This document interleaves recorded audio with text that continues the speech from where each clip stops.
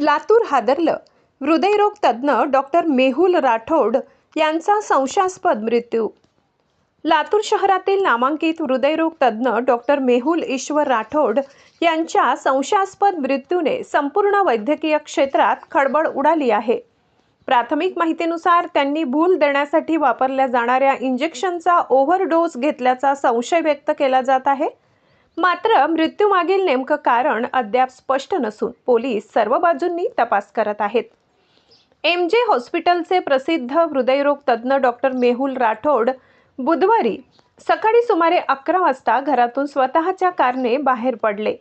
दुपारी पत्नी रुग्णालयात गेल्यानंतर त्यांनी संपर्क साधण्याचा प्रयत्न केला, मात्र फोनला प्रतिसाद मिळाला नाही.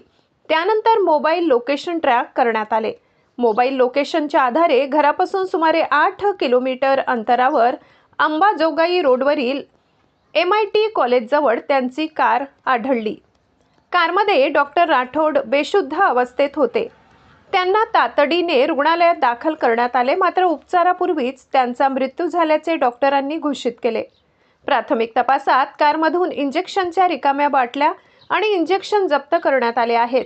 त्यामुळे भूल देणाऱ्या औषधाच्या ओव्हरडोसमुळे मृत्यू झाल्याचा संशय पोलिसांनी व्यक्त केला आहे. तरीही हा आत्महत्येचा प्रकार आहे की इतर कोणताही गुन्हेगारी पैलू आहे याचाही तपास सुरू आहे. डॉक्टर मेहुल राठोड हे लातूरमधील आघाडीचे हृदयरोग तज्ज्ञ म्हणून ओळखले जात होते.